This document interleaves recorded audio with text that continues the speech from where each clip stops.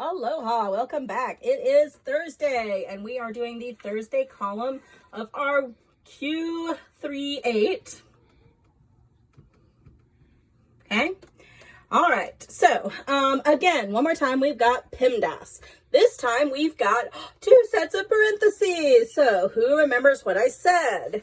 I said you always start with the inside one, and it kind of makes sense because they are smaller than the outside ones, right? So you're going to small with the smaller one. All right, in this case, we've got 8 times 3.2. So I'm going to come off to the side. I'm going to do 8 times 3.2, okay? When you are multiplying with decimals, what do? We ignore it till the end. So 8 times 2 is 6. Sorry, 8 times 2 is 16. We put the 6 down, we carry the 1. 8 times 3 is 24. Plus 1 more is 25.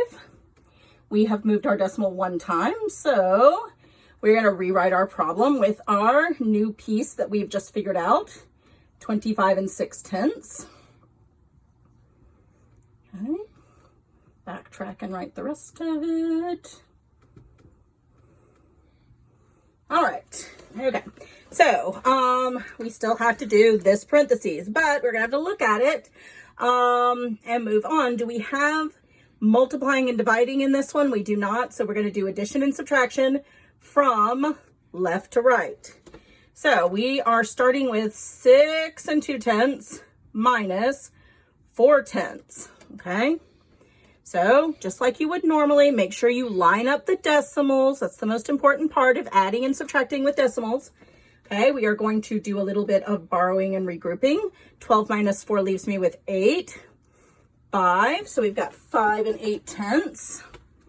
Okay, I'm going to move that up a little bit, make it easier to work with. Okay, we got 5 and 8/10. We're going to add that to 25 and 6/10.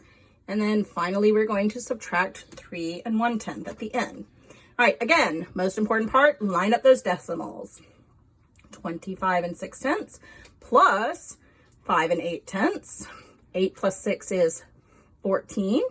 5 plus 5 plus 1 is 11. 2 plus 1 more is 3.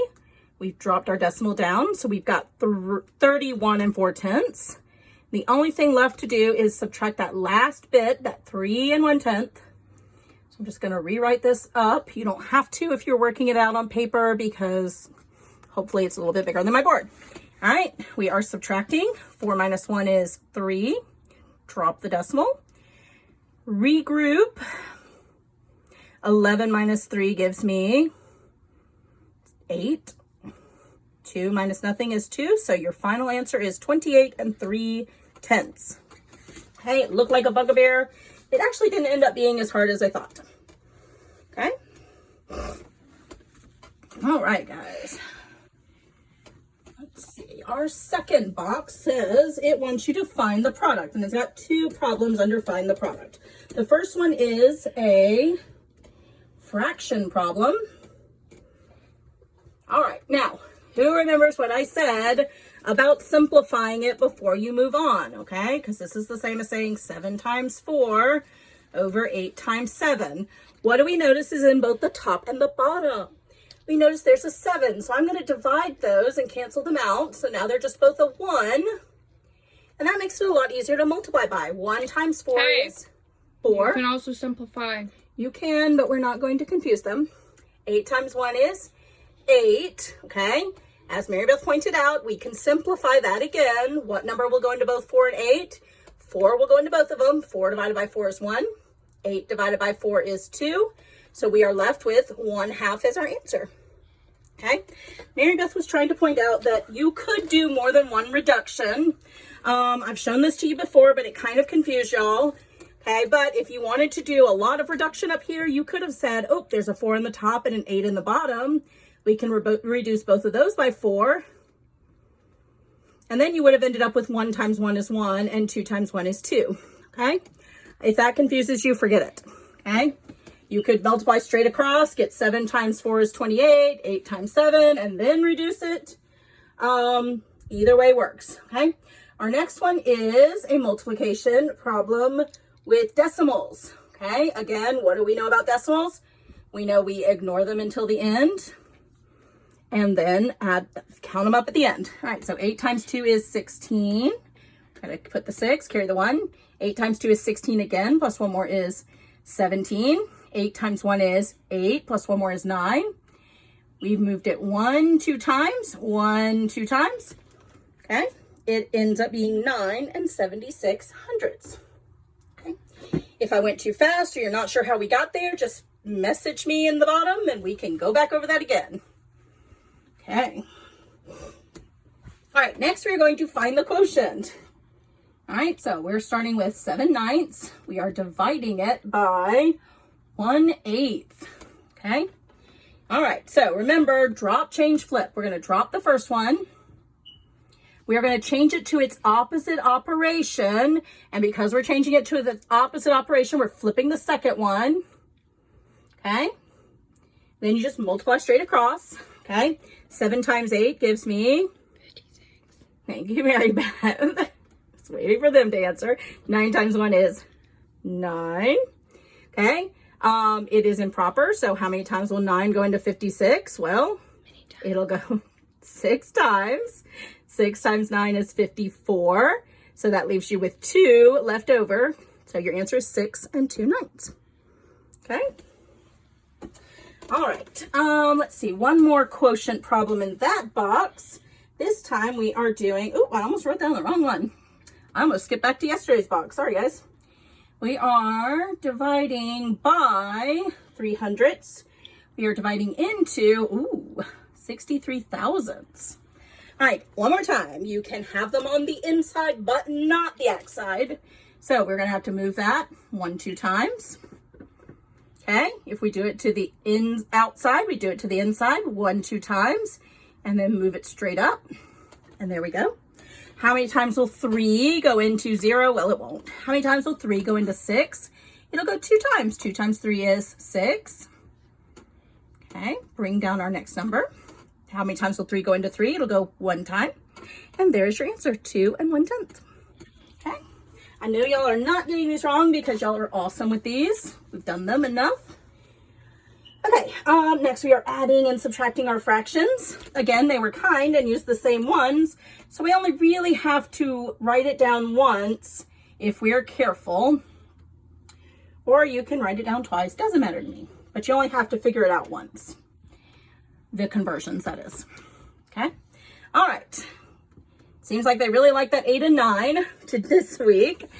We have decided on previous days that the common denominator between 8 and 9 would be 72. So again, first we move over our whole numbers.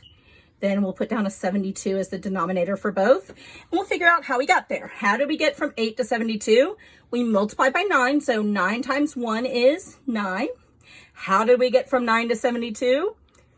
We multiplied by 8, so 7 times 8 is 64.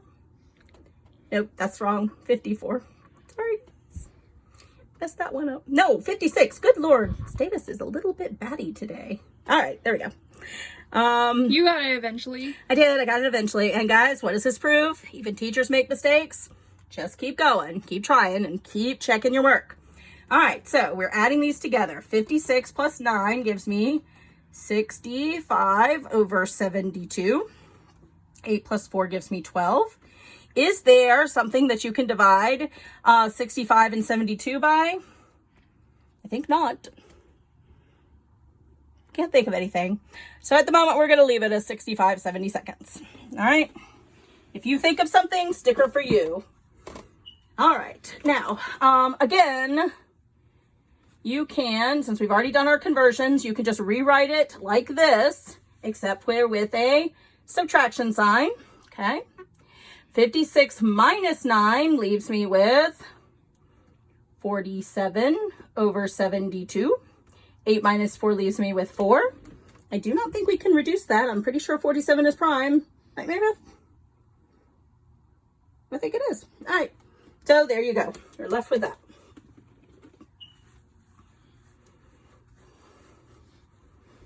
Okay, next we have our input-output chart, which I know y'all are getting so good at. Don't you love input-output charts? I do, actually. I like a good puzzle. I know it sometimes frustrates y'all. It does take a little bit of time, but the more you work with them, the easier they get. All right, so again, the X is the input, the Y is the output. All right, so we start with a 2 and we end up with a 7. We start with a 5 and we end up with a 22. We start with a 6 and we end up with a 27. We start with an 8 and we don't know what we end up with yet. And then we're not sure where we start, but we end up with a 47. Okay, so let's try to work these out. Oh, goodness. All right, let's go simple. Simple would be adding. 2 plus 5 gets 7. 5 plus 5 is not 22, so it's not that simple. Since we can't multiply anything and get to a number that is 7, nothing times 2 will equal 7, we're going to have to do a little bit of either multiplying and adding or multiplying and subtracting. I'm thinking my first guess, just looking at this, is going to be some sort of multiplying and subtracting, but I don't know. All right, let's try multiplying and adding first. So if we multiply 2 by 2, which would give us 4, and then add 3, okay, let's see if that works for 5. 5 times 2 is 10 plus 3 is not 22. All right, let's see. Let's try multiplying by 3 and subtracting something. Okay, Subtract 2 times. Yep, sorry. What? Why are you erasing that? I meant 4. Let's try multiplying by 4 and subtracting something. Nope, that's not going to work either. All right, so times 4 wasn't working either. Let's try times 5 and see what happens. So again, I'm going to work with the 5. 5 times 5 gives me 25. So to get to 22, I'd have to take off 3. Let's just see if that would work. Let's see, 2 times, yes. Wait, yes, I think it might. All right, 2 times 5 is 10, minus 3 is 7. So far, so good. Let's try 6. 6 times 5 is 30, minus 3 is 27. Yay, we finally figured it out. Yay. Okay, so let's apply it. This one was really hard, guys. That's okay, we figured it out. All right, so 8 times 5 is 40, minus 3 would be 37. All right, and again, when we have to go from the answer backwards, we have to do the opposite. So this time we're going to add 3 and then divide by 5 to figure out where we started. So 47 plus 3 would give me 50. Divided by 5, we started at 10. So whew, it's a lot of work, but we did figure it out, guys. I am proud of us. Okay, so your answers are 10 and 37 in the blank spots. Okay, all right, we got one more problem on our whole sheet. Yay, we're almost there. Okay, our last problem says it wants you to draw a shape and list its attributes. Okay, so a rhombus. Okay, a rhombus, if you will recall, a rhombus is something that looks kind of like this. Looks like a sideways. Looks like a sideways square. Okay, a rhombus has 4 congruent sides, which means all the sides are exactly the same length. It has 2 sets of parallel lines. Okay, it's got 2 acute angles and 2 obtuse angles. So it's not exactly a sideways square. Okay, it's a diamond. slanted It's square. kind of a slanted one. Most of the time you'll see a rhombus and it looks like this. So it looks like a square that's kind of been squished. Okay. All right. Next it wants to do a regular pentagon. Okay. Pentagon. Penta means 5. So a regular pentagon means that all the sides are going to have to be the same. Okay, let's see. Hopefully I can get this to look just about, Mary Beth, what do you think? Yeah, it looks fine. It looks okay. All right. Pretend like all of these sides are exactly the same length. Because a regular pentagon would have 5 congruent sides, or 5 sides that are exactly the same length, and 5 angles that are all exactly the same. Okay? 5 sides and 5 angles that are congruent. Okay? And then a hexagon, it doesn't tell us what kind, so we can drive any kind of hexagon we want. which is good because obviously my drawing skills are not great today. A hexagon has 6 sides and 6 angles. Okay. Oh, Meredith thinks she can do better. Well, an easy way to draw a hexagon is hold this. You make a star. Oh, And you smart, just Mary Beth. Connect the sides. Good job. All right. So, yay, we did it for the week. Bad one, but yeah.